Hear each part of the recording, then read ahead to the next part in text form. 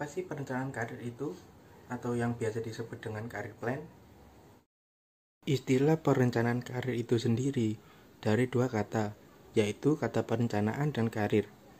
Perencanaan diartikan sebagai rencana yang akan dilakukan di masa mendatang. Sedangkan karir diartikan sebagai semua pekerjaan yang dilakukan oleh seseorang selama masa kerjanya. Sehingga dapat disimpulkan, perencanaan karir adalah sebuah proses di mana individu bisa mengidentifikasi serta mengambil langkah-langkah untuk menggapai tujuan karirnya. Karyawan dapat merencanakan karirnya sejak mulai kerja sampai berhenti bekerja. Ada 4 tujuan dengan adanya perencanaan karir, yaitu 1. Meningkatkan kesadaran diri atau self-awareness dan pemahaman diri atau self-understanding. Hal ini dilakukan untuk menghindari kekecewaan apabila terjadi kesalahan dalam perencanaan, sehingga hidupnya terarah pada efisiensi. Inti dari poin ini yaitu setiap individu memiliki landasan dalam memahami dan menerima orang lain. Yang kedua, mencapai kepuasan pribadi atau personal satisfaction. Kepuasan pribadi dapat diartikan dalam kepuasan fisik maupun psikis. Kepuasan tersebut dapat dicapai dengan pekerjaan yang disesuaikan dengan minat maupun potensi. Faktor yang berkontribusi untuk kepuasan individu adalah kondisi kerja, tantangan, dan hubungan interpersonal. Yang ketiga, mempersiapkan diri pada penempatan yang memadai atau adequate placement. Dalam berkarir, setiap individu yang ingin bekerja perlu merencanakan dirinya secara khusus. Hal ini dilakukan dengan menganalisa kemampuan diri, kemudian mencocokkannya dengan persyaratan pekerjaan. Dan yang keempat, mengefisiensikan waktu dan usaha yang dilakukan dalam berkarir. Dapat disimpulkan bahwa perencanaan karir memiliki banyak manfaat yang penting bagi kehidupan karir seseorang. Melalui perencanaan karir, individu akan memiliki arah karir yang lebih jelas dan dapat mengetahui langkah-langkah yang akan dilakukan ke depannya. Terdapat dua macam perencanaan karir, yaitu perencanaan karir tingkat organisasi atau Organization Career Planning dan perencanaan karir individual pegawai atau Individual Career Planning. Secara umum ada 5 tahapan dalam perencanaan karir.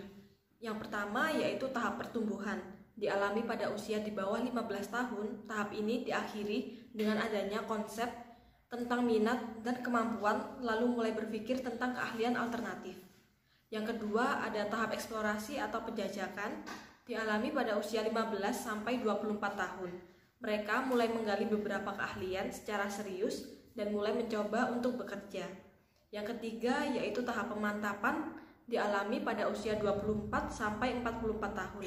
Secara terus-menerus melakukan pengujian terhadap kemampuan yang dimilikinya dan mencoba untuk melakukan pekerjaan yang sesuai dengan minat dan bakatnya. Yang keempat ada tahap pemeliharaan, dialami pada usia 45 sampai 65 tahun. Mereka tidak lagi berusaha untuk mencapai pekerjaan yang baru, melainkan akan mempertahankan pekerjaannya yang sekarang. Yang kelima yaitu tahap kemunduran. Pada usia ini, banyak orang menghadapi penurunan tingkat tenaga dan tanggung jawab serta belajar menerima dan mengembangkan peran baru sebagai mentor dan juga menjadi kepercayaan bagi kalangan yang lebih muda.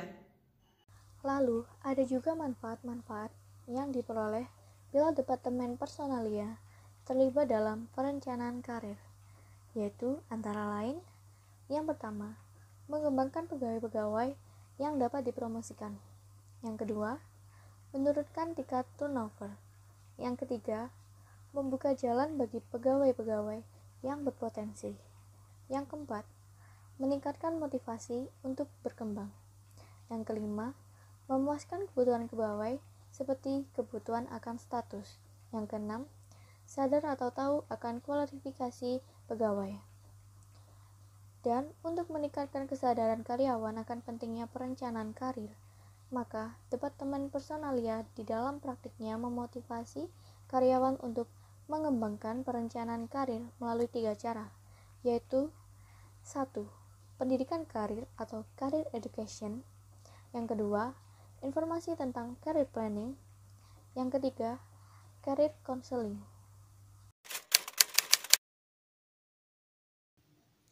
The Balanced Career mendefinisikan jenjang karir sebagai rangkaian pengalaman kerja yang dapat membantu berkembang dan mendekati tujuan akhir bagi seseorang. Menurut Indeed, karir path bisa dimulai dari jurusan yang diambil saat kuliah. Seiring berkembangnya pengetahuan dan pengalaman, kesempatan untuk mendapatkan posisi yang lebih tinggi akan meningkat.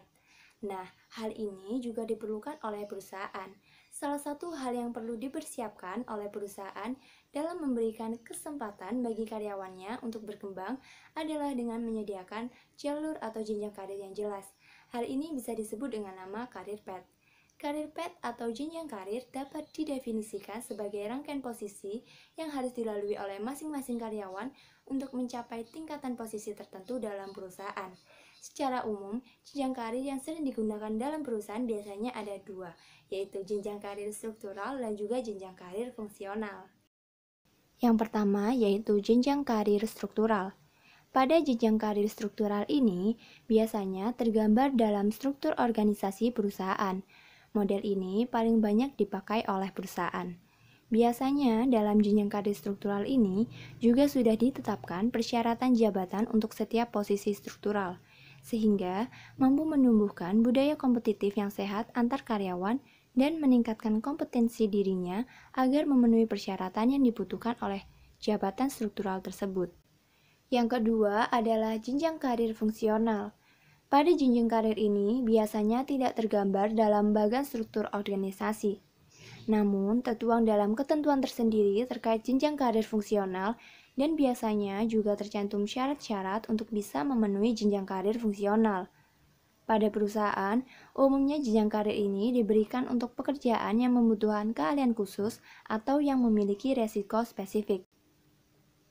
Manfaat dengan adanya karir path yang jelas dan terstruktur akan membuat karyawan lebih termotivasi untuk meningkatkan kinerjanya. Selain itu, dengan kinerja yang meningkat, berarti karyawan akan bekerja sesuai dengan passion-nya, karena mereka sudah menyukai pekerjaan yang mereka lakukan. Dengan begitu, perusahaan pun lebih mudah melakukan pemetaan karyawan sesuai dengan kompetensi yang mereka miliki. Adanya mapping ini selain mengetahui kompetensi karyawan, tapi juga memiliki dampak jangka panjang, khususnya untuk efektivitas dan efisiensi kinerja perusahaan. Beberapa pergerakan jalur karir yang terdapat di dalam perusahaan, diantaranya yaitu 1. Pergerakan jalur karir vertikal, yaitu pergerakan karir di unit kerja yang sama untuk level posisi yang lebih tinggi. 2. Pergerakan jalur karir diagonal, yaitu pergerakan karir di unit kerja yang berbeda untuk level posisi yang lebih tinggi. 3. Pergerakan jalur karir lateral, yaitu pergerakan karir untuk level posisi yang sama. Tips menyusun jenjang karir bagi perusahaan. 1. Lakukan finalisasi atas struktur dan job profile.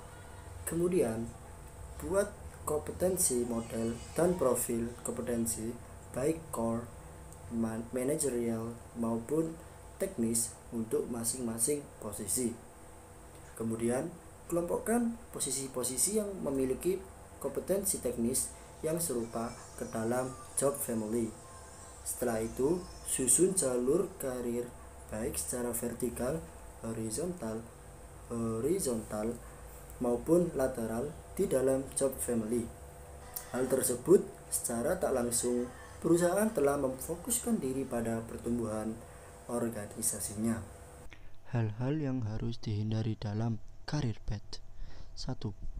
Garansi atau janji kepada karyawan. Sebagai pemimpin perusahaan, sebisa mungkin untuk menghindari janji atau garansi kepada karyawan bahwa mereka akan mendapatkan pengembangan karir yang pasti. Perusahaan hanya dapat memberikan janji akan membantu perkembangan karir mereka. 2. Alasan bertanggung jawab dengan rencana karir. Perusahaan cukup menjadi fasilitator terhadap perencanaan jenjang karir tim. Selain itu, bisa juga untuk memberikan masukan terhadap pilihan jenjang karir, memberi kesempatan yang mungkin bagi karyawan, mendorong pegawai untuk mempunyai tujuan agar tumbuh dan berkembang terhadap karir dan skill mereka. 3. Komitmen berlebih akan waktu dan sumber daya. perusahaan dalam hal ini adalah tim Human Resource Development atau bisa kita sebut HRD pun mempunyai keterbatasan dalam waktu. Karena masih adanya tanggung jawab dan perannya sendiri bagi karyawan yang lain, pihak HRD dapat mengarahkan karyawan terhadap perencanaan karir mereka, namun bukan termasuk pekerjaan mereka. Tim HRD berperan sebagai fasilitator bagi karyawan sendiri untuk mengeksplorasi diri dan menegaskan bahwa perencanaan pengembangan karir adalah tanggung jawab masing-masing individu.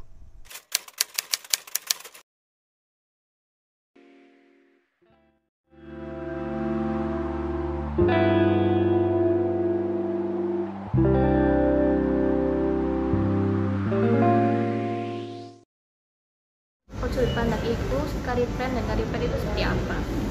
Kalau untuk career plan ya pasti perencanaan karir ya, itu baik bagi karyawannya sendiri atau dari perusahaan gitu.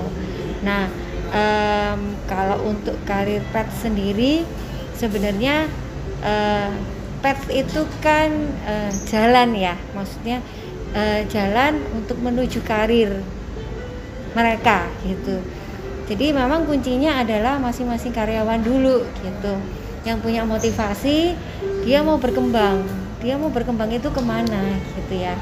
Entah itu bisa jadi dari pengetahuan, bisa jadi dari posisi jabatan gitu. Jadi sebenarnya macam-macam. Kira-kira ini ada manfaat nggak sih buat kehidupan sehari-hari kepada para karyawan gitu, career plan gitu? Kalau manfaat pasti ada. Itu tadi sekali lagi bagi karyawan yang memang dia mau maju, mau berkembang gitu.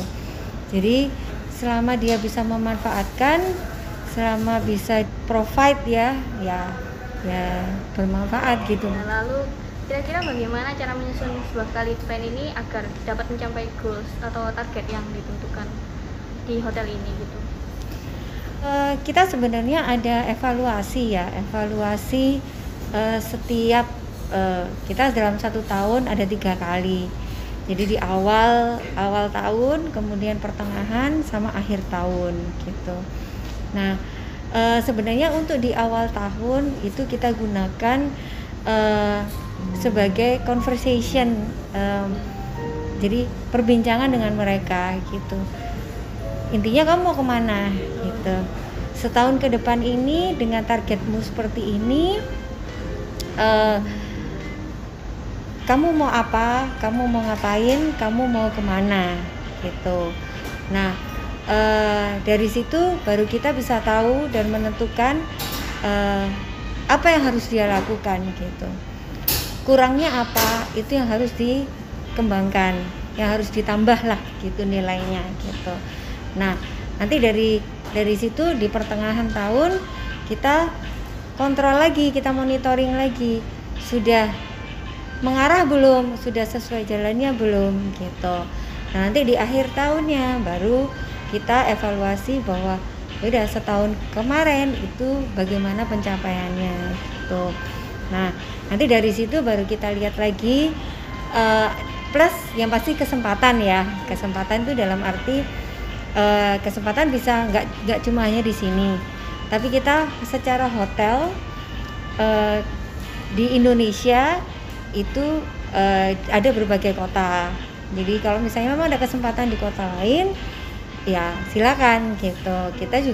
Kita juga memprovide itu, jadi menghubungkan dengan hotel di tempat yang lain gitu ya. Kemudian secara administrasinya kita urus seperti itu. Biasanya kalau gitu kan ada standar career plan yang ditentukan gitu kan di setiap hotel. Kira-kira gitu apa yang dilakukan hotel jika kinerja karyawan tersebut tidak sesuai dengan career plan yang ada di hotel ini? Ya yang pasti kita harus meningkatkan lagi ya, dalam arti gini, kalau dia kurang dalam mungkin memanage waktu gitu ya itu yang harus kita tingkatkan gitu. Kita yang harus melatih dia bagaimana caranya bisa efektif dalam bekerja misalnya gitu. Nah, itu yang kita mungkin bisa dibilang ditrainingkan ya, atau mungkin dibimbing ya gitu, itu dilatih betul ya. Lalu bagaimana standar yang telah ditentukan untuk career plan di industri perhotelan ini, terutama di Hotel Holiday Inn Express ini? Ya kita sih masing-masing lokasi pasti berbeda. Kita menentukan tergantung dari kondisi lingkungannya ya gitu di masing-masing hotel gitu. Jadi ya kalau kita ngomong detail secara apa aja banyak gitu ya, tapi ya kita punya standar sendiri sih gitu. Biasanya kita sesuaikan dengan kondisi di masing-masing kota. Jadi karena kita kan kotanya beda-beda ya kondisi lingkungannya gitu. Kira-kira apa aja faktor yang menjadi penentu jenjang karir bagi karyawan di hotel ini? Ya kualifikasinya banyak gitu ya, masing-masing departemen juga pasti berbeda-beda. Tapi kita punya standar penilaian bahwa sekali lagi itu target kerja gitu.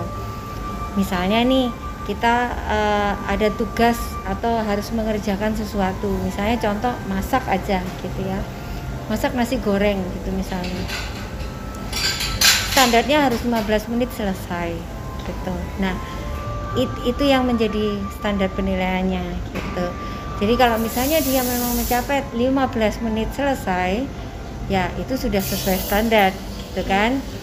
Kalau misalnya lebih dari 15 menit, ya berarti tidak mencapai. Nah itu yang kita harus cari tahu penyebabnya apa gitu. Apakah memang dari dianya yang masaknya lambat, atau karena bahan-bahannya yang nggak support, atau mungkin ada kendala misalnya kompornya rusak dan sebagainya gitu. Nah itu yang harus kita evaluasi gitu. Atau mungkin dia sebelum 15 menit nih sudah selesai gitu. Nah berarti dia sudah over expectation kan gitu, sudah melebihi dari standarnya gitu. Karena sebelum 15 dia sudah selesai, kualitas dan standar makanannya enak, nggak menurun, ya itu gitu, yaitu standarnya kita gitu. Kira-kira kalau di sini tuh butuh berapa lama untuk karyawan dapat mengembangkan karpetnya? Kalau kita secara standar ya kita ngomong minim 1 tahun, minim 1 tahun. Cuma kita kembali lagi ke masing-masing pribadi ya. Sama kalau sama kayak kalian, ada yang cepat belajarnya, ada yang lambat belajarnya gitu. Nah kalau cepat belajarnya, dia dalam 6 bulan bisa menunjukkan bahwa dia mampu di posisi yang lebih, ya kenapa enggak gitu. Tapi kalau misalnya memang dia lama ya, maka semakin lama juga dia untuk berkembangnya gitu. Pernah ada kecurangan oleh karyawan hotel dalam upaya pengembangan karir plan? Kalau khusus untuk pengembangan karirnya dia, kecurangan sih sejauh ini nggak ada gitu. Karena kan ya kita ngomong kalau dari segi hasil kerja gitu ya, atau prestasi, ya sejauh ini sih kecurangan bisa kita minimalkan. Maksudnya gini, kita kan melihat hasil kerjanya dia gitu. Jadi bukan yang tiba-tiba misalnya ini masak kan dia di sini. Jadi kita sudah tahu caranya dia, hasilnya dia seperti apa. Bukan yang tiba-tiba ada hasil terus enak gitu ya. Terus entah dia di belakangnya itu nyurangin apa gitu ya. Enggak gitu, enggak ada. Karena kita di sini kerjanya di sini, prosesnya yang bisa kita lihat, caranya seperti apa. Jadi ya nggak ada ini sih, maksud kita lihat based on memang dia kerjanya bagus gitu, atau mungkin kualitas kerjanya juga bagus gitu.